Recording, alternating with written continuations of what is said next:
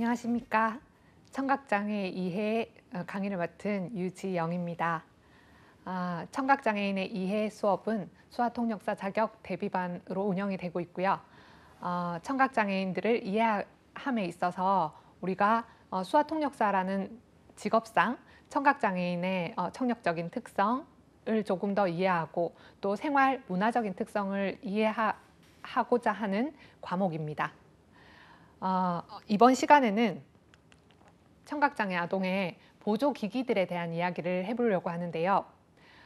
아마 이제까지의 수업보다 가장 편안하게 들을 수 있는 수업이 아닐까 생각해 봅니다. 지금까지는 거의 활자에 눌려 있었던 시간들이 굉장히 많았을 것 같습니다.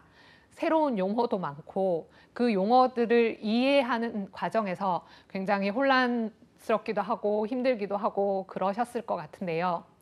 청각장애 아동의 보조기기는 그래도 그림으로, 이미지로 한 번쯤 봤을 법한 그런 보청기들이 등장하고 또 다소 낯설지만 설명하는 과정에서 지금까지 우리가 들었던 청력 검사에 대한 이야기, 또 인공와우에 대한 이야기를 하다 보니까 그래도 다소 편안한 마음으로 지금까지보다는 가볍게 수업을 들을 수 있지 않을까 생각해 봅니다. 순서는 청각장애 보조기기 그리고 보청기 와우에 대한 설명으로 이어가도록 하겠습니다.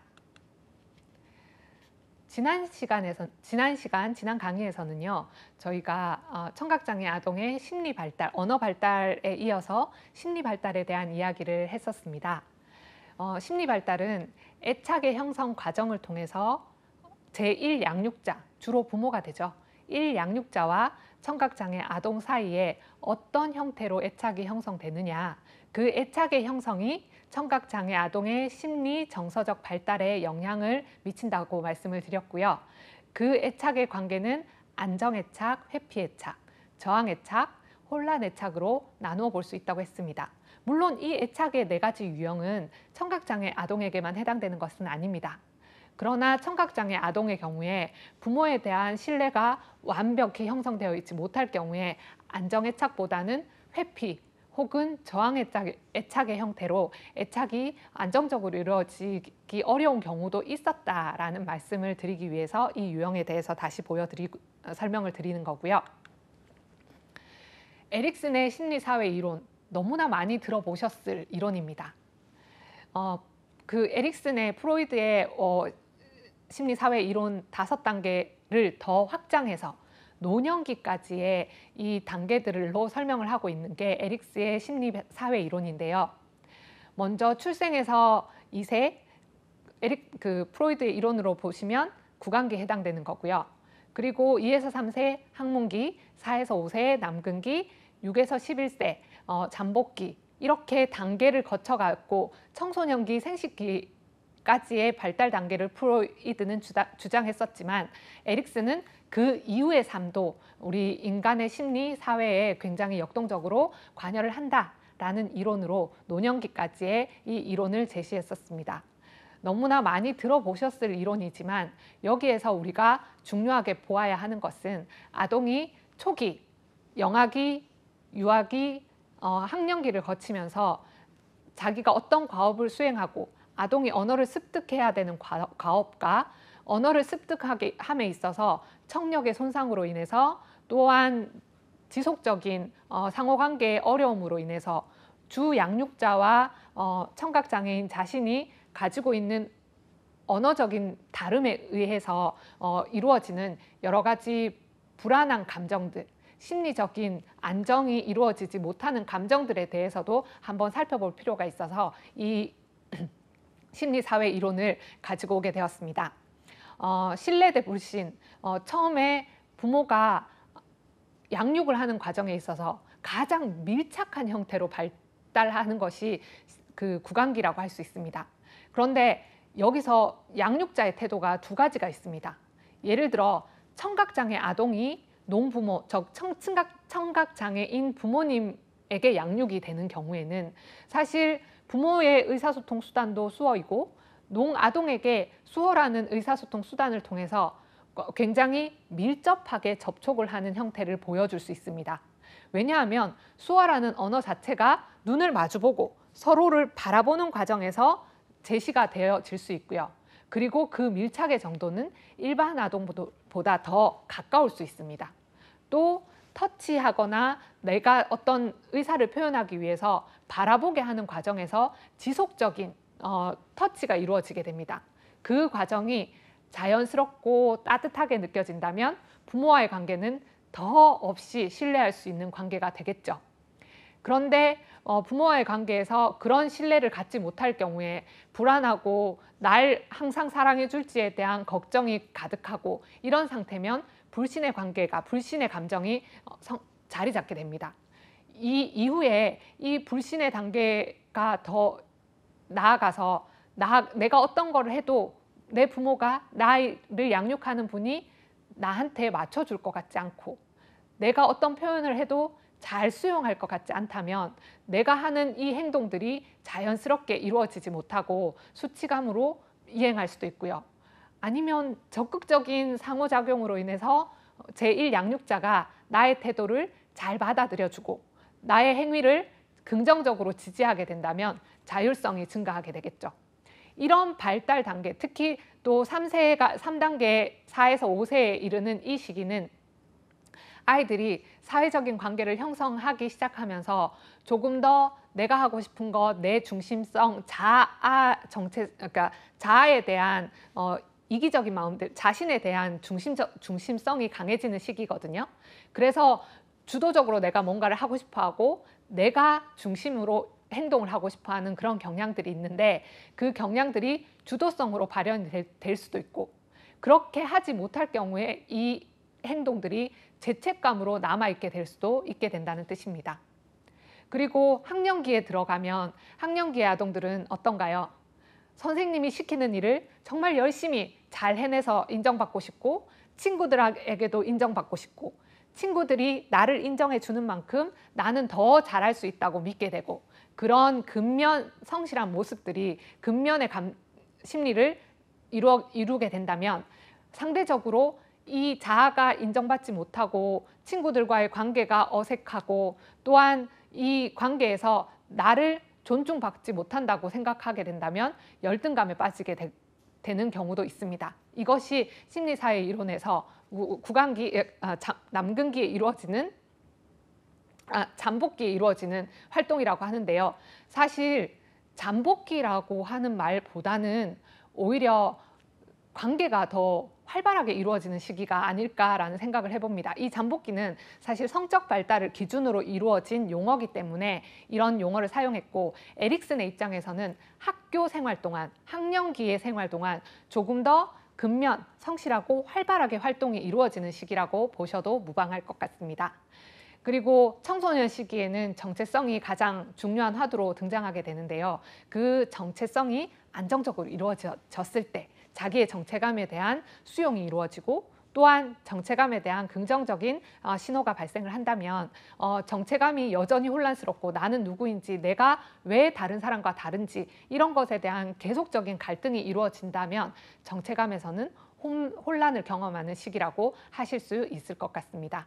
또 청년기를 지나서 청년기는 새로운 사회관계를 형성하게 되고 새로운 사람과 만나고 직장이라는 관계에 들어가면서 새로운 사람들과의 친밀감을 형성하는 것이 중요해지는 시기고 이성과의 관계도 이 시기에 많이 발달을 하다 보니까 이성과의 관계가 많이 형성되다 보니까 친밀감에 대해서 굉장히 중요하게 생각을 하는 시기가 되고요.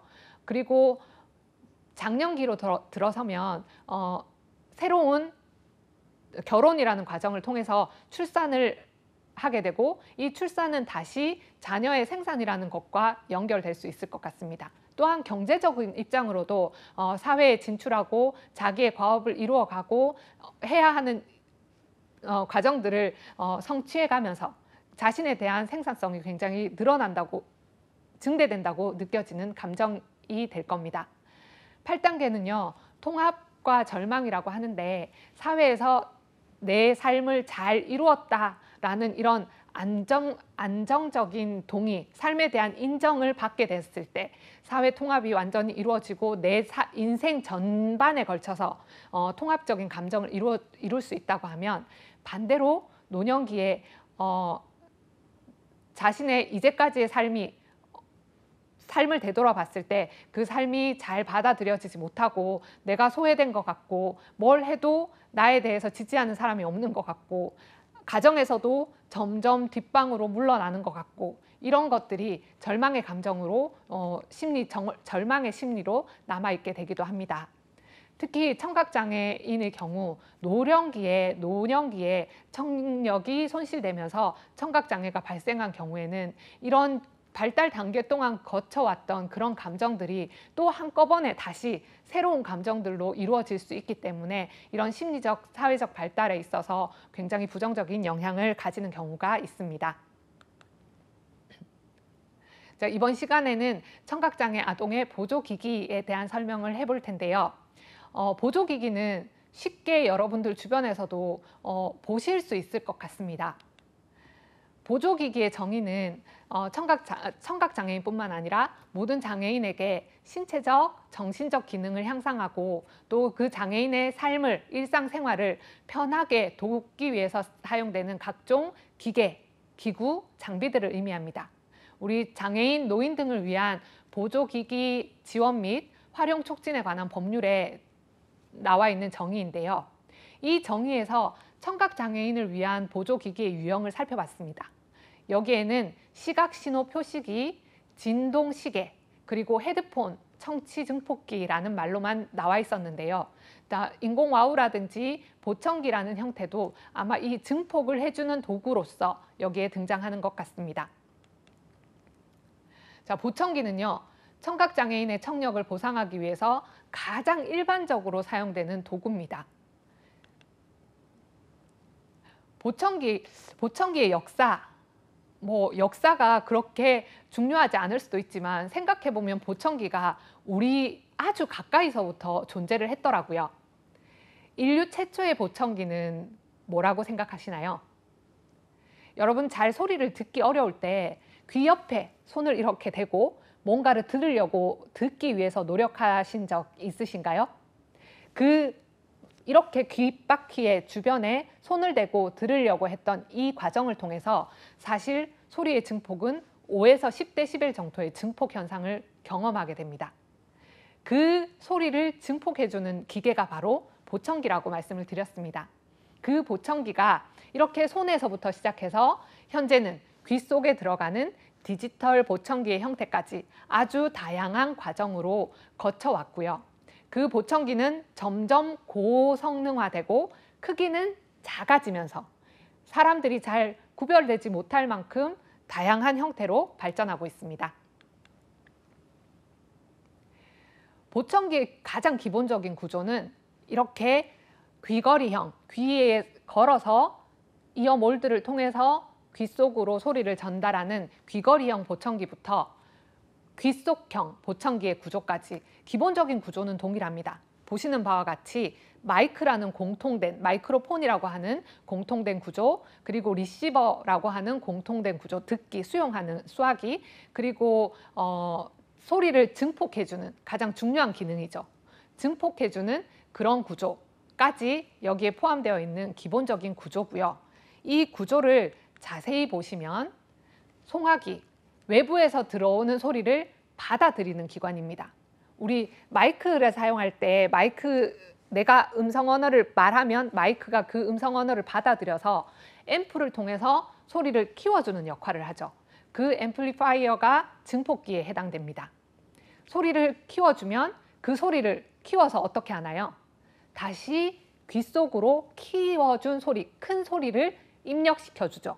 그 입력된 소리가 수화기를 통해서 입력이 되는 거고 다시 여과기, 필터, 이 귀 속으로 들어가는 소리에 대한 여과 과정을 거쳐서 사람이 좀 더 잘 들을 수 있게 만들어주는 부분입니다. 그리고 소리가 내가 생각하는 것보다 좀 작아라고 할 때는 음량 조절기를 외부에서 조절할 수 있는 기계죠. 소리를 키우고 줄이고 늘리고 줄이고의 효과를 가지고 있는 이 음량 조절기로 이루어져 있습니다. 보청기의 기본적인 구성은 이렇고요. 그러면 보청기는 어떤 기능을 하는 걸까?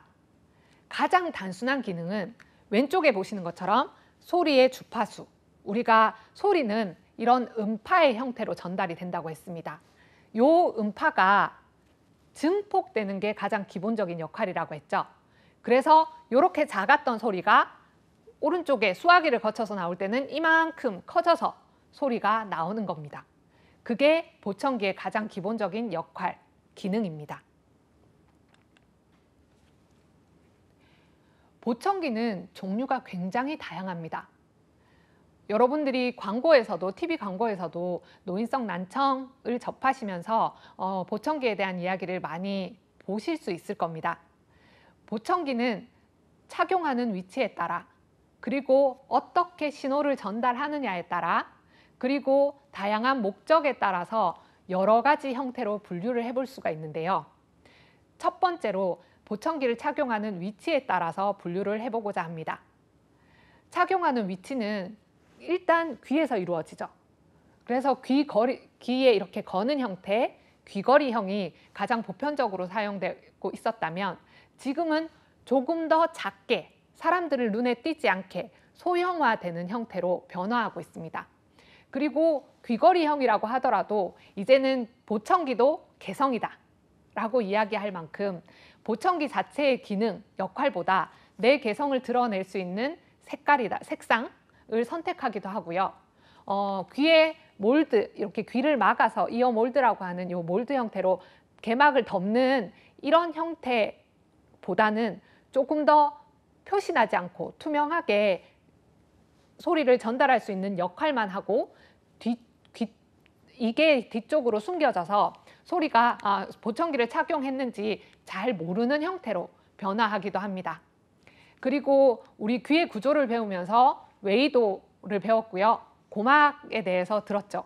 그 웨이도에 딱 맞도록 만들어져 있는 웨이도형 보청기, 그리고 고막 형태에 조금 더 가까이 집어넣을 수 있는 고막형 보청기, 이런 형태가 착용 위치에 따른 보청기라고 할 수 있습니다. 그리고 소리를 전달하는 방식에 따라서 분류를 하기도 하는데요. 자, 반가운 용어들 나왔습니다. 기도, 골도. 자, 기도 보청기는요, 소리를 공기를 통해서 전달하는 기관에 영향을 미치는 보청기입니다. 웨이도를 거쳐 중위까지 가는 동안 소리 음향 신호를 어떻게 전달해 주느냐에 도움을 주는 보청기고요. 청력 손실이 심하지 않은 경우에 이 보청기를 사용하겠죠. 그리고 주머니형, 형태가 다양합니다. 주머니형이라고 하면 네모난 박스 형태로 만들어져서 이렇게 넣어서 어떤 주머니 형태에 넣어서 사용을 할 수 있거나, 내지는 크기가 크지만 성능이 조금 좋아서 이런 크게 확 증폭을 시켜주는 거를 잘 할 수 있는 그런 형태고요. 귀걸이형, 또 귀 속에 넣는 귀속형, 조금 전에 보셨던 착용 방식에 따른 분류의 이 형태가 나왔었습니다. 골도 보청기는요, 여기 유양돌기라고 하는 부분의 진동을, 음파 형태의 진동을 통해서 소리를 안쪽으로 전달해주는, 내의로 직접적으로 전달해주는 보청기인데요. 웨이도에 문제가 있다면 웨이도에 삽입하는 기도 보청기는 소리를 증폭시켜 준다 하더라도 잘 전달이 되지 않을 수 있습니다. 웨이와 중위 사이의 병변으로 인해서 소리의 증폭 효과가 많이 감소되어서 이득이 많이 없는 경우죠. 그럴 때는 골도 보청기를 통해서 직접 내의의 소리를 전달해서 소리를 증폭시켜 줌으로써 조금 더 잘 들을 수 있게 도움을 주는 역할을 합니다.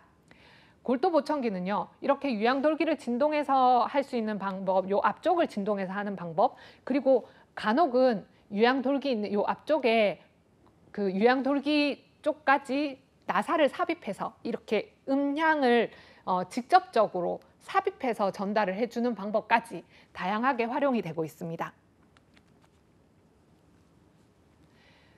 보청기의 종류 중에서 신호를 처리하는 방식에 따른 종류가 또 나뉘어집니다. 아날로그 방식과 디지털 방식이 있는데요. 자, 아날로그 방식이라고 하면 제일 먼저 보청기의 가장 기본적인 기능을 설명하면서 소리 신호를 크게 증폭시켜 준다라는 역할을 했었던 겁니다. 아날로그 방식은 다른 기능을 탑재하지 않고 소리를 천편일률적으로 같이 증폭시켜 줍니다. 즉, 내가 듣고 싶은 말소리도 증폭을 시켜주지만 주변 환경의 소음이 심하다면 이 아날로그 방식은 주변 소음까지도 증폭을 시켜주게 됩니다.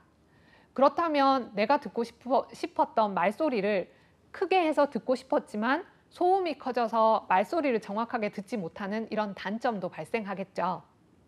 그래서 이러한 불편을 해소하기 위해서 디지털 방식을 선호하게 되었습니다. 신호를 처리함에 있어서 디지털 방식을 사용한다는 뜻은 내가 원하는 소리의 영역을 어떤 것은 키우고 어떤 것은 줄이는 방법으로 조금 더 조작을 가할 수 있게 된다는 뜻입니다. 요즘 음악을 만들 때 이런 디지털 방식을 통해서 목소리는 더 키우고 악기 소리는 줄이고 이렇게 선별적으로 소리를 키우거나 줄이는 형태를 선택할 수 있는 것처럼 보청기에서도 내가 듣고자 하는 목적이 있는 소리, 즉 말소리에 대해서는 더 키워주고 내가 줄였으면 좋겠다고 생각하는 소음, 이런 소음들은 감소해 주어서 말소리를 조금 더 크고 명확하게 듣게 되는 방식입니다. 말소리를 잘 듣기 위해서 선호하는 방식이기도 하지만 제가 아는 친구는 이 디지털 보청기 때문에 피아노를 칠 수 없어서 다시 아날로그 보청기로 바꿨다고 하는 이야기도 들었습니다. 왜냐하면 디지털 형태로 신호를 전환하다 보니까 피아노에서 저음역부터 고음역까지, 고주파수대까지 다양한 소리를 피아노 건반을 울려서 들어야 하는데 특정 주파수 영역에서 디지털 방식으로 자동적으로 소리를 감쇄해 버리는 겁니다. 그러면 내가 듣는 이 음악은 여기서부터 높은 소리까지 다 어우러져야 소리를 듣고 바른 음악으로 내가 연주하고 있구나 라는 생각을 할 수 있는데 이 소리가 임의적으로 이 주파수대의 영역의 소리를 감소해 버리다 보니까 연주가 바르게 이루어져 있는지 자기가 확인을 할 수 없다 하더라고요. 그래서 아날로그 방식으로 변환을 해서 소리를 일정하게 증폭시켜 준다면 조금 더 피아노의 음색에 가깝게 그 소리를 확대해서 듣게 되기 때문에 자기가 연주하고 있는 것이 지금 바르게 연주되고 있는지 또 피아노를 연주하는 그 소리들이 잘 어울리고 있는지를 조금 더 확인하기가 쉽다고 하더라고요. 더 좋은 보청기가 가끔은 이렇게 불편함을 야기하기도 한다는 생각을 해봤었습니다. 자, 보청기의 종류 중에서 이제는 그러니까 보청기에 착용하는 위치에 따라서 그리고 소리를 전달하는 방식에 따라서 그리고 신호를 어떻게 증폭시키느냐에 따라서 분류를 해봤는데요. 이번에는 목적에 따라서 굉장히 독특한 형태로 사용되는 보청기, 즉 특수 보청기에 대한 이야기를 해보겠습니다. 사실 이 특수 보청기에 대해서는 저희가 자세하게 알 수가 없기도 합니다. 일반적인 보청기는 소리를 증폭시켜주는 역할을 하지만 이 FM 보청기나 적외선 보청기 사실 잘 보신 적이 없으실 텐데요. 외국에서는 되게 많이 사용하는 방법이기도 하다고 합니다. FM 보청기 같은 경우에는 사실 집단적으로 수업을 할 때나 우리가 공용의 보청기를 여러 사람이 사용할 때 공통된 주파수를 여러 사람이 사용할 때 사용하기 유리한 보청기거든요. 특히 학교 환경에서 청각장애 학교에서 여러 학생을 대상으로 수업을 할 때 이런 FM 보청기를 많이 사용하게 되고요. 그리고 최신 촉각 보청기라고 해서 소리를 진동으로 알려주고 그 진동 소리를 또 그 보청기로 전달해주는 그런 역할을 하게 되는 보청기들도 등장하게 되었습니다. 자, FM 보청기. 제일 먼저 청각장애 학교에서 학생들을 대상으로 할 때 사용하기 쉽다고 했는데요. 이 FM 보청기는 여러분이 경험해 보셨을 수도 있을 것 같습니다. 직접 보청기를 착용하진 않았지만 혹시 자동차 극장 가보신 적 있으신가요? 자동차 극장에서 화면은 차 밖에 큰 대형 화면으로 영상이 송출되고요. 차 안에 라디오의 주파수를 지정된 어떤 주파수로 맞추어서 차 안에서 음향을 듣게 되는 방식입니다. FM 보청기도 그와 같은 형태로 외부에서 산출되는 그러니까 마이크를 통해서 교사가 입력하는 이 소리를 특정 주파수대에 맞춘 모든 보청기, FM 보청기를 착용하는 모든 학생들이 마이크 소리를 집중해서 듣게 되는 이런 형태의 보청기라고 할 수 있습니다. 주파수만 맞추면 그 소리를 들을 수 있기 때문에 조금 더 집단 형태의 수업을 할 때, 그리고 여러 사람이 보청기를 사용하고 있을 때, 단체 강의를 할 때 유리하게 사용할 수 있습니다. 적외선 보청기는요, 리모컨을 생각하시면 쉬우실 겁니다. 우리가 어떤 신호를 통해서, 적외선 신호를 통해서 화면을 바꾸거나 채널을 바꾸거나 소리를 키우거나 줄일 때 이 리모컨의 적외선 신호를 사용하게 되는데요. FM 보청기처럼 여러 사람이 사용해야 되는 경우 이 적외선 신호를 보청기로 음향 신호를 적외선으로 바꾸어서 보청기에 전달을 하게 되는 겁니다. 그러면 이 보청기를 사용할 때는 주의점이 하나 있습니다. 적외선 신호가 가는 어떤 경로에도 이 적외선 신호를 방해하는 물건들이 배치되어 있지 않아야 합니다. 예를 들어 리모컨으로 채널을 바꾸고 싶은데 앞에 책이 놓여 있다. 그러면 이 리모컨의 적외선 신호는 텔레비전으로 연결이 되지 않습니다. 이와 마찬가지로 적외선 보청기도 중간에 이 적외선 신호를 차단하는 어떤 물체가 존재하거나 공간이 존재한다면 이 적외선 신호로 소리를 받을 수가 없습니다. 크로스 보청기는요, 이게 시험에 한번 나온 적이 있어서 청취를 듣지 못하는 귀의 소리를 잘 듣는 쪽에 귀 보청기를 통해서 대신 들어준다라고 생각하면 될 것 같습니다. 양이의 보청기를 착용하고 있지만 안 들리는 쪽에서 들리는 소리를 이 보청기 신호가 잘 들리는 쪽으로 넘겨주는 겁니다. 잘 들리는 쪽에 보청기로 넘겨줘서 아, 반대쪽 소리야 라고 알려주는 거죠. 그리고 그 소리는 잘 들리는 쪽 귀에 전달이 되었기 때문에 무슨 소리인지 이해할 수 있게 되는 거죠. 이게 크로스 보청기의 개념입니다. 이 크로스 보청기도 있고 바이크로스 보청기도 있는데요. 둘 다 기본적인 것은 잘 들리지 않는 쪽에서 난 소리를 잘 들리는 쪽으로 전달해서 소리를 더 잘 듣게, 청각적인 정보를 더 잘 받아들일 수 있게 하는 역할을 하고 있습니다. 특수 보청기, 이거는 주파수를 압축한다고 했는데요. 사실 저희가 그 기능을 잘 알지 못하지만 기술적으로 이렇게 길게 펼쳐진 소리를 필요한 만큼 압축해서 보청기가 그 압축하는 역할을 대신해 준다고 생각하시면 되겠습니다. 그러니까 촉각 보청기 최근에 등장하기도 했고요. 워낙 착용하는 이어웨어라고 부르는 착용하고자 하는 이런 것들이 많아지다 보니까 보청기의 형태를 신호적으로 블루투스의 형태로 귀에 보청기로 소리를 전달해주는 이런 역할을 하게 되는 겁니다.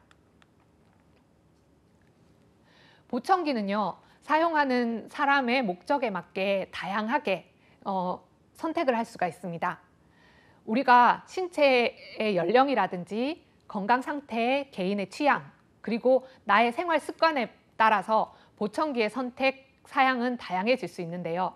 특히나 신체 구조, 웨이도의 크기나 귓바퀴의 형태, 또 웨이도형 보청기를 사용하기 위해서는 요 갑개의 깊이 등이 영향을 미치게 되거든요. 이런 것에 따라서 어떤 보청기를 선택하는 것이 나에게 더 유리한지, 또 보청기를 착용할 때 어떤 부분에 불편이 있을지에 대해서 미리 고민을 하고 선택을 할 수 있습니다. 청력 손실의 시기와 청력 손실 정도, 그리고 청력 손실의 형태, 그리고 역동 범위, 소리를 들을 수 있는 이 범위들에 따라서도 보청기는 다양하게 선택될 수 있고요. 이 환경이 직장의 회사에서 일을 하느냐, 가정 환경에서 사용하느냐, 주로 내가 머무는 위치가 어디냐에 따라서도 적합한 보청기의 유형을 선택할 수 있습니다. 그리고 가끔은 학령기 아동들은 외모에 굉장히 관심이 많고 내가 다른 사람과 다르다라는 거를 드러내기 싫어한다고 했잖아요. 그래서 그럴 때 심리 사회적인 요인으로 사실은 귀걸이형 보청기를 착용했을 때 더 효과가 좋다 하더라도 자신은 드러나지 않는 고막형, 초소형 보청기를 착용하고 싶다라고 주장하는 아이들도 있어서요. 그럴 때는 심리 사회적 요인이 보청기의 선택에 영향을 주기도 합니다. 그리고 가격도 사실 무시할 수 없는 부분이기도 하죠. 청각 장애를 등록을 할 경우에 각 개인의 형태에 따라서 사실 지원금이 있기도 하지만 보청기 하나 가격이 워낙 천차만별이고 디지털 보청기로 갈수록 보청기의 가격은 굉장히 상승을 합니다. 그래서 지원금을 받는다고 하더라도 보청기를 자부담 없이 마련하기는 어려운 경우도 있습니다. 성능이 좋고 소형화될수록 보청기의 가격은 비싸지는 경향이 있으니까 그 요건도 고려해서 보청기를 선택할 수 있을 것 같습니다. 보청기는 이거 주세요 이렇게 선택을 할 수 있는 게 아니라 보청기를 착용할 때 여러 가지 검사를 하고 나에게 맞는 형태인지 검사한 결과를 가지고 선택을 하게 되는데요. 안경처럼 태는 선택할 수 있지만 도수를 결정하는 건 시력 검사를 통해서 우리가 얼만큼 두꺼운지, 얼만큼 얇은 알을 선택할 건지, 또 얼만큼 눈이 나빠서 이 알의 두께가 두꺼워지는지를 알게 되는 것처럼 보청기도 검사의 형태, 주관적 검사와 객관적 검사를 통해서 자기의 청력을 명확하게 측정하고 그 측정된 청력을 통해서 보청기를 구매하게 됩니다. 검사의 방법은 기존 우리가 수업 시간에 학습을 했던 내용입니다. 주관적 검사와 객관적 검사를 통해 이루어지고요. 주관적 검사와 객관적 검사에서 했던 검사 종류는 보시는 바와 같습니다. 우리가 많이 설명했던 부분이라서 조금 쉽게 이해가 되실 거라고 생각하고 이 부분은 넘어가도록 하겠습니다. 보청기를 사용한다면, 이제 보청기를 착용하게 되었다면 어떻게 관리하고 어떻게 보관하느냐, 이것은 중요한 문제죠. 청각장애인의 이해 수업을 하면서 이 보청기의 관리가 왜 등장했냐 하면 저희가 만나게 되는 청각장애인의 경우에, 특히 청각장애 아동의 경우에 이 보청기를 관리하지 못해서 장기간 사용할 수 있는 사용기간이 감소하거나 또한 잘 보관하지 못해서 기능이 충분히 발현되지 못하고 소리를 듣는 훈련, 청능 훈련을 할 때 보청기를 충분히 활용하지 못하게 되는 경우가 있어서 저희는 지도를 하거나 이 아이들을 만났을 때 보청기가 잘 관리되고 있는지 한 번쯤 확인을 해주시는 것도 좋을 것 같다는 생각이 들었습니다. 보청기는요, 여기 투명해서 잘 보이지 않을 것 같은데 귀걸이형 보청기에 이어 후크를 통해서 이렇게 이어 몰드 형태로 귀에 착용할 수 있는 형태로 만들어져 있는 부분을 귀지라든지 외부의 환경으로 인해 오염될 수 있는 것들을 항상 청소를 잘 해주어야 하고요. 그 청소한 보청기를 습기 제거제가 들어있는 보관함에 넣어서 보관을 해야 됩니다.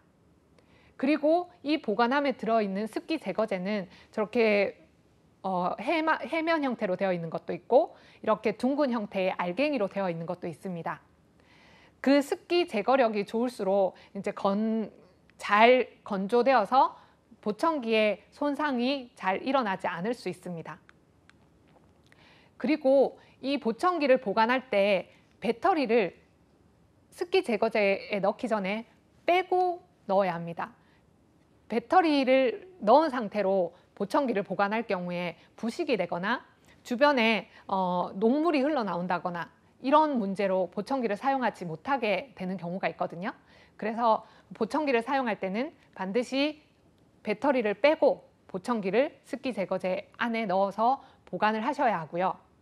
전자기기다 보니까 수영이라든지 물속에 장시간 노출이 되거나 스프레이라든지 샴푸라든지 이런 유화제 같은 것들이 들어있는 물질에 노출이 되면 고장이 일어나기 쉽습니다. 또 빈번한 고장의 원인이 되죠.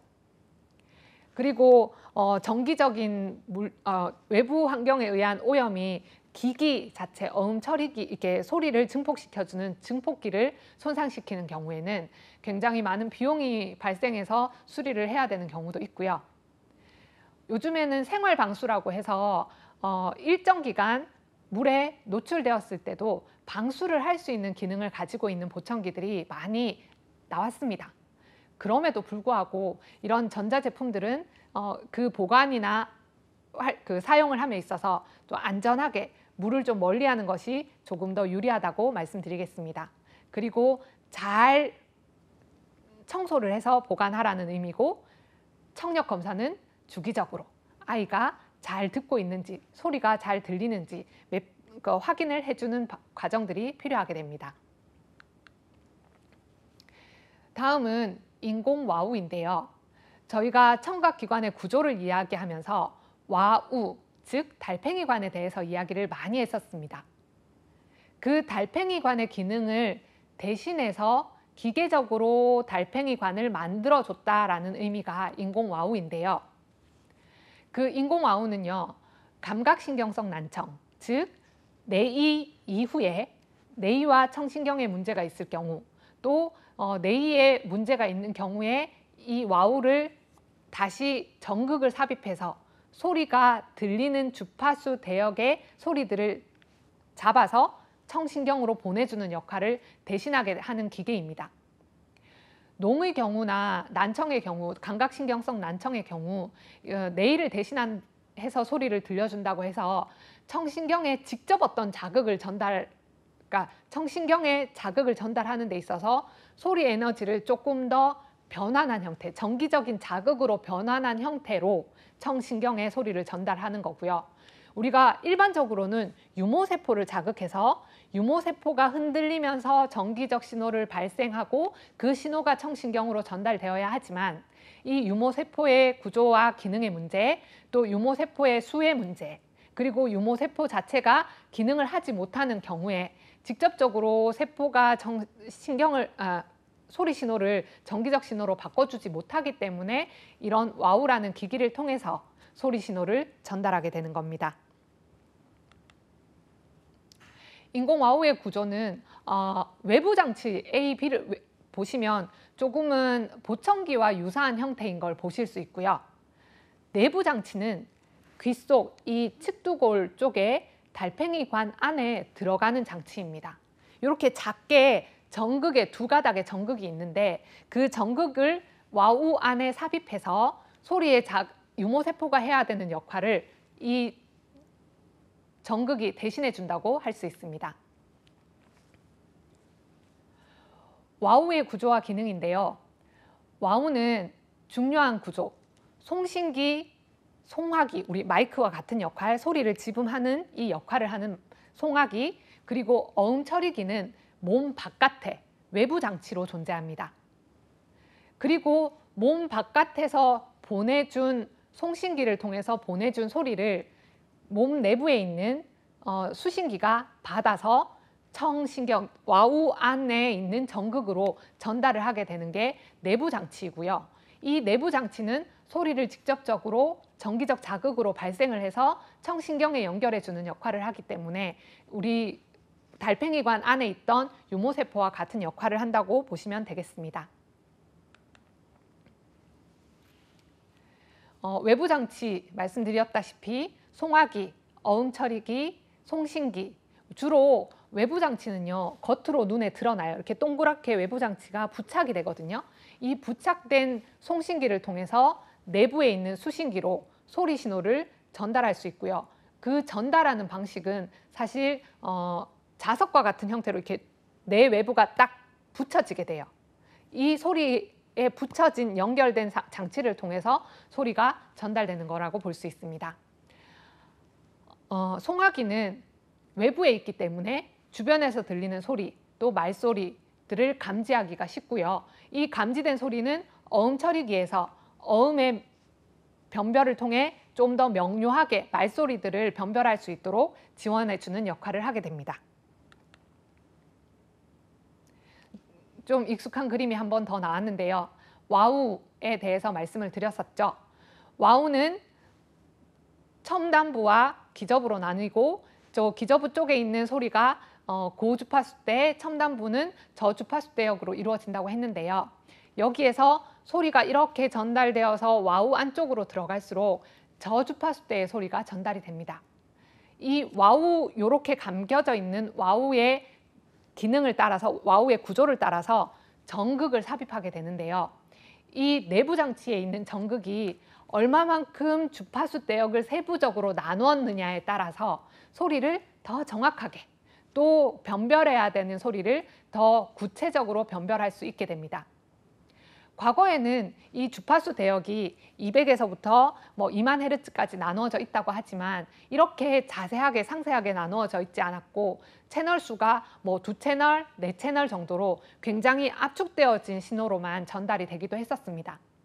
그런데 요즘은 또 기계적인 발달, 과학기술의 발달로 인해서 이 소리들이 굉장히 다양한 주파수 대역으로 나뉘어져 있고 그 주파수 대역으로 나뉘어져 있는 그 전극들로 인해서 청신경으로 전달되는 소리가 조금 더 명확하게 말소리에 가깝게 또는 외부 환경음 소리에 가깝게 전달이 되는 경향들이 있습니다.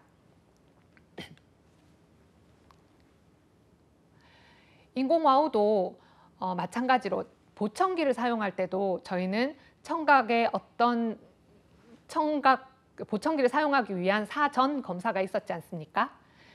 와우도 마찬가지로 와우는 그냥 단순히 착용이 아니라 수술이라는 과정을 거쳐야 하기 때문에 조금 더 의료적인 행위가 지원이 되어야 하고 의료적으로 좀 더 명확해져야 그리고 한번 와우 수술을 한 경우에 유모세포라든지 이런 원래 가지고 있던 구조들이 기능을 하기 어려운 상황이 되어서 이 와우 수술을 하기 전에는 여러 가지 검사들을 하게 됩니다.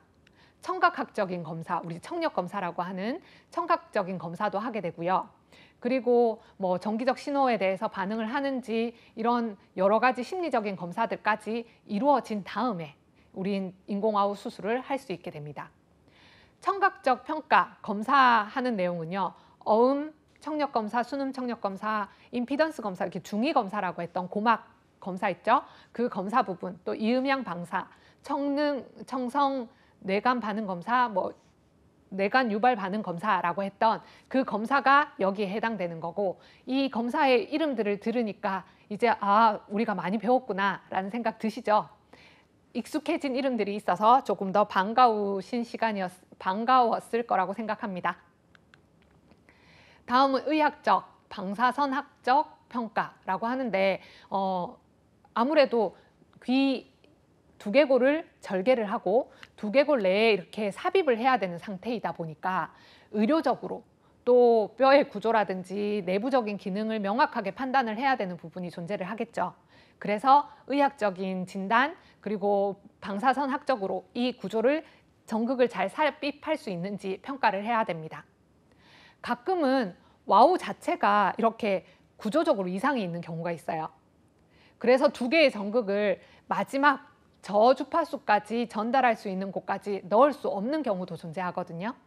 그렇다면 그때 와우 수술은 사실 전극을 조금 더 짧게 해서 전극을 삽입할 수 있는 정도의 길이까지만 넣게 되는 이런 수술을 시행하게 되는 경우도 있습니다. 그리고 영상검사는 두개골과 유양동 상태, 또 와우강, 그러니까 삽입될 공간이 충분한지 검사하는 부분과 또 청신경으로 연결되는 부분까지를 우리가 확인을 해야 하는 거고요. 정신의학적 평가라고 하면 이식할 대상이 와우에 대해서 인지를 하고 또 지적인 능력이 충분해서 와우 시술을 한 이후에 관리를 할 수 있는지, 와우 수술 자체가 쉽지 않은 수술인데 이 수술을 통해서 청각적인 소리의 정보를 잘 듣고 말을 이해하고 청능적인 훈련을 통해서 일상생활에 도움을 주고자 했는데 와우 자체를 관리할 수 없거나 관리할 수 있는 지적 능력 자체가 부족한 경우에 와우 수술이 어려운 경우도 있다는 뜻을 이야기하는 거고요. 가족과 환자가 이 와우 수술을 하고자 하는 동기들에 대해서도 명확히 이해를 해야 합니다. 환자가 결코 거부하는데 가족의 강압에 의해서 수술이 진행된 경우에 가끔은 와우를 제거하고 싶다는 이야기를 다시 하는 경우를 들은 적도 있습니다. 제가 아는 경우에 한 친구는 와우 수술을 했지만 본인은 와우를 통해서 사실 청각 정보를 듣는 게 거의 없다라고 판단을 했고 그리고 청능 훈련이 본인에게는 그렇게 효과적이지 않았다라는 이야기를 하더라고요. 물론 와우 시술을 통해서 청각적인 정보를 굉장히 잘 받아들이게 되고 청능 훈련도 성공적으로 이루어져서 일상생활에 거의 불편이 없이 대화를 이어가는 친구들도 있습니다. 그런데 간혹은 청능 훈련을 해도 그 소리에 대한 인지가 어렵고 또 와우 시술을 했지만 와우를 통해서 정보를 습득하기 어려운 경우에 그 와우가 오히려 외부적인 거부감만 일으키고 또 관리도 불편하고 힘들고 또 두통이나 여러 가지 이명 같은 증상을 동반하고 있어서 나는 이 와우를 착용하고 싶지 않다. 더 이상 와우로 정보를 습득하고 싶지 않다라고 하는 경우에 와우 자체, 외부에 장치하는 기계를 빼고 더 이상 사용하지 않는 경우도 본 적이 있습니다. 그리고 또 한 친구는 와우를 기계를 외부 장치만 제거하는 것이 목적이 아니라 나는 와우 자체를 다시 제거하고 싶어요 라고 이야기하는 친구들도 있었거든요. 그런 경우에는 사실 수술이라는 방법을 통해서 와우 시술을 한 것과 반대로 와우를 제거하는 시술을 해야 합니다. 두 개를 열고 수술을 하는 거다 보니까 위험도 따를 수 있는 수술이고요.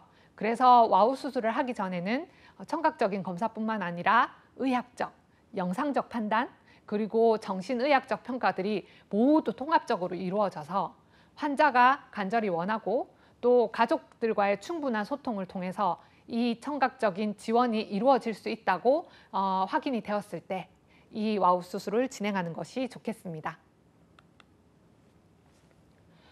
와우에서 중요한 기능을 담당하는 어음 처리기인데요. 외부에서 소리를 들었던 송화기를 통해서 들어온 소리를 이 어음 처리기에 전달하게 됩니다. 이 어음 처리기는요, 와우 수술을 했을 때 4주 이후부터 외부 장치를 다시 장착할 수 있습니다. 와우를 삽입했지만 수술한 부위가 아물고 또 안정적으로 이 와우 기능을 지탱할 수 있을 때까지 우리는 기다려야 하는 거고요. 그 기다리는 동안 4주의 시간 정도가 필요하다고 봅니다. 내부 장치와 외부 장치가 이제 4주 이후가 되면 이렇게 연결이 되죠. 그 연결되었을 때 송화기를 통해서 들어온 소리를 어음 처리기에서 소리로 변환을 해주는 역할을 하게 되는 겁니다. 외부 장치가 연결되어 있지 않은 상태에서는 우리는 오프 스위치라는 말을 사용하고요. 외부 장치가 연결되어서 둘이 내부 장치와 외부 장치가 서로 소통하기 시작하는 이 상태를 온 스위치 상태라고 하고, 이 상태가 되었을 때 우리는 매핑이라는 방법을 통해서 외부의 소리 신호를 내부로 잘 전달할 수 있는 방법들을 맞춰가게 되는 겁니다. 와우를 착용하기 전에는 소리 신호를 들었던 그 형태가 지금 와우를 착용하고 소리 신호를 듣는 형태와 달라지게 됩니다. 소리 신호는 들어왔지만 소리를 인식하고 이 소리를 변별하는 상태가 달라진다고 생각하시면 되겠습니다. 와우를 의식했을 때 외부 장치를 착용하고 이제 컴퓨터와 연결시킨 다음에 우리가 말하는 말소리가 잘 들리는지, 그리고 이 말소리를 어떻게 변별하는지 잘 맞춰주었을 때 그 맞춰주는 과정을 매핑이라는 말로 사용을 하고 있습니다. 매핑을 잘못할 경우에 우리는 들을 수 있는 소리도 왜곡되어 듣거나 들을 수 있는 소리를 더 힘겹게 들어야 되는 상황이 생길 수 있거든요. 이 매핑은 와우 이식을 한 친구들에게 굉장히 중요하게 작용하는 중요한 부분이고요. 이 매핑을 할 수 있는 시스템, 컴퓨터로 연결해서 송신기를 통해서 체 내부에 있는 수신기로 소리를 잘 전달했을 때 그 소리가 나에게 편안하게 들리는지, 그리고 그 소리가 조금 더 명확하게 들리는지를 알려주어야 이 알려주는 소리에 기록을 하는 겁니다. 이 소리는 이 사람한테 맞게 매핑되어 있어. 그러니까 요 소리로 출력을 해줘, 요 소리로 입력을 해줘 라는 명령을 통해서 이 매핑이 완성되었다고 볼 수 있게 됩니다. 하지만 매핑은 이래로 끝나지 않고요. 사실 편안한 소리를 잘 들을 수 있다라는 확인이 될 때까지 여러 단계의 매핑을 거치게 되기도 합니다.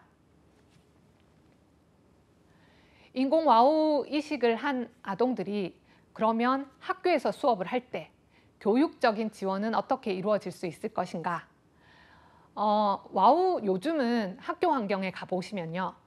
초등부, 중등부, 고등부 청각장애 특수학교에 갔을 경우에 대부분의 학생들이 인공와우를 이식한 이후에 등교를 하게 되는 경우가 많습니다. 과거의 인공와우는요, 개인의 부담이었습니다. 그러니까 수술비가 굉장히 비쌌지만 와우를 착용하고 싶은 사람들은 그 수술비를 본인이 부담하고 와우 이식 수술을 시행했어야 했는데요. 요즘은 와우 이식 자체가 지원이 됩니다. 수술비 자체는 지원이 됩니다. 그래서 와우 이식 수술을 하는 사례도 더 늘어났다고 할 수 있는데요. 와우를 이식했을 때 이 와우를 이식하고 있는 학생들에게 교육을 할 때는 조금 더 말소리 전달에 집중을 하는 경향들이 있습니다. 그리고 수업 활동을 이해할 수 있도록 청각적인 정보들을 잘 전달하기 위한 지원, 그리고 눈으로 볼 수 있는 자료를 제공하는 것. 이건 와우 이식을 한 학생에게만 해당되는 방법은 아닌 것 같습니다. 보청기를 착용하고 있을 때도 또 와우 이식을 한 학생에게도 청각적인 정보를 그 이식한 형태에 맞게 지원하는 것, 그리고 시각적인 자료를 제시해서 더 잘 볼 수 있게 만드는 것, 이것은 비단 청각장애 학생뿐만 아니라 와우를 이식한 학생뿐만 아니라 보청기를 착용하고 있거나 보청기를 착용하지 않아도 청각적인 손상으로 인해서 소리 정보를 잘 듣기 어려운 아이들에게 공통적으로 지원을 해야 되는 교육적 지원이 될 수 있습니다. 그리고 아동의 참여를 촉진하는 의사소통 환경이라고 할 수 있는데요. 이 환경은 주로 주변의 소음을 감소해주는 환경이기도 하고, 또한 대화를 잘 볼 수 있도록 만들어주는 겁니다. 우리가 일반적으로 생각하는 교실 환경은요, 일렬로 나열되어 있는 경우가 있습니다. 앞쪽부터 뒤쪽까지 한 방향성, 즉 교사를 바라보고 있거나 한 방향으로 시선을 마주하고 있어서 다른 친구, 옆 친구나 뒷 친구가 말을 하는 것을 잘 알아듣지 못하거나 이해하지 못하는 경우가 있습니다. 이럴 때는 교실 환경을 약간 반원형으로 만들어서 서로의 입모양을 볼 수 있고 누가 이야기하고 있는지 확인할 수 있는 환경으로 만들어준다면 청각장애 아동이 학교 환경에서 학습을 유지하는 데 조금 더 이로울 것 같습니다. 이것은 아마 또 교육적 지원인 부분이다 보니까 청각장애 아동의 교육과 학습에 이어지는 다음 강에서 다룰 수 있을 것 같습니다. 또래와의 상호작용을 지원하는 것도 학습 지원의 중요한 부분인데요. 아동들이 서로 의사소통을 하고 있다는 것을 눈으로 확인할 수 있고 그 의사소통을 지원할 수 있는 방법들이 어떤 것이 있는지 서로 설명할 수 있는 것. 이것들이 또래의 상호작용에 지원하는 굉장히 중요한 역할이 될 수 있습니다. 마주보고 활동할 수 있고 작은 그룹으로 나눠서 조금 더 집중적으로 입모양을 읽고 소리에 집중해서 수업을 참여할 수 있도록 하는 것. 이것이 상호작용 지원에 해당되는 내용이고요. 이 부분은 스마트 이어웨어라는 말로 설명을 했는데요. 이제 보조기기에 대한 내용인데 요즘 여러분들 블루투스 기능을 착용하는 이어폰 많이 사용하시죠? 여러 회사의 제품들이 있고 이름도 굉장히 유명한 제품들도 있는 걸로 알고 있습니다. 그런데 과거에는 보청기가 이런 기능을 사용할 수 없었습니다. 요즘에 이 보청기도 블루투스 기능을 탑재해서요. 우리가 블루투스 이어폰을 사용하듯이 보청기로 우리가 사용하는 전자기기들, 그리고 다양한 블루투스로 연결이 되는 다양한 기기들을 사용할 수 있게 되었다는 겁니다. 이어폰으로 우리 핸드폰에서 어떤 연락이 왔을 때 핸드폰에서 전달되는 소리를 이어폰으로 핸드폰을 만지지 않고 듣거나 소리를 청취할 수 있고 음악도 들을 수 있고 다양한 방법으로 이어폰을 활용하고 있지 않습니까? 보청기도 그 기능을 하고 있다는 뜻입니다. 이건 최신형이겠죠. 과거에 그냥 디지털 보청기 정도는 소리 신호를 조절했고 조금 더 다양한 기능을 가지고 있긴 했지만 최신 그 보청기의 형태에서는 탭이라든지 태블릿이라든지 PC, 그리고 개인용 컴퓨터, 노트북, 또 MP3 이런 다양한 기기들이 블루투스 형태로 연결이 되어서 내가 손을 사용하지 않고 그 기기를 직접 만지지 않아도 이어폰을 통해서, 이 보청기를 통해서 이어폰의 역할로 그 소리를 듣거나 말소리를 들을 수 있는 기능들이 늘어난 것입니다. 조금 더 이렇게 보면 그림이 명확해지는 것 같은데요. 자, 핸드폰, 태블릿 PC, 텔레비전 이런 기능들까지 연관되어서 이어폰의 역할처럼 보청기를 무선 이어폰의 역할로 사용할 수 있다라고 생각하시면 되겠습니다. 그 외에 청각 보조기기들인데요. 앞서 보조기기를 설명하면서 진동시계, 시각 표시기라는 것들을 사용했는데 앞서 보시는 그 진동시계는 시계의 형태는 동일합니다. 근데 알람이 울리게 되면 이 동그랗게 보이는 진동기가 진동을 하게 되죠. 여러분 카페에 가시면 내 순서가 됐을 때 진동기가 울려서 우리가 커피를 찾으러 가거나 음료를 받으러 가는 경우가 있죠. 알람 기능을 이 진동기가 대신해 준다고 생각하시면 되는데요. 아침에 일어났을 때 알람을 듣고 일어나는 대신에 알람의 울림을 느껴서 일어나게 되는 겁니다. 그리고 시각신호 표시기 같은 경우에는 위험 상황이 노출되거나 또 위험을 인지했을 때 이 신호 표시기가 불빛을 제공하죠. 빨갛게 경광등처럼 이렇게 깜빡깜빡 거리면서 소리 내지는 불빛을 통해서 위험 신호를 감지하게 하는 것, 또 뭔가 밖에 변화가 있다는 걸 감지하게 해주는 그런 보조기기입니다. 요즘에는 워낙 텔레비전에서 자막 기능 자체가 포함이 되어 있는 경우가 많아서 자막 수신기를 잘 사용하진 않습니다. 그런데 과거에는 이런 자막 수신기도 청각 보조기기에 포함이 되었었고요. 또 전화기의 소리를 증폭해주는 전화 증폭 장치, 또 음성을 문자로, 문자를 음성으로 전달해주는 전화기의 형태도 보조기기로 사용이 되었었습니다. 오늘은 청각장애인의 이해 중에서 청각장애 아동을 위해서 사용되는 보조기기에 대해서 살펴봤고요. 다음 시간은 구화 언어지도, 수화 언어지도를 통한 언어지도의 형태로 수업을 하고자 합니다. 청각장애 학생에게 어떤 언어지도 형태가 유리한지, 그리고 언어지도를 함에 있어서 어떤 방법으로 지도할 수 있는지, 청각장애 아동에게 적합한 또 청능 훈련은 어떤 단계를 거쳐가는지에 대한 설명으로 찾아오도록 하겠습니다. 지금까지 수고하셨습니다.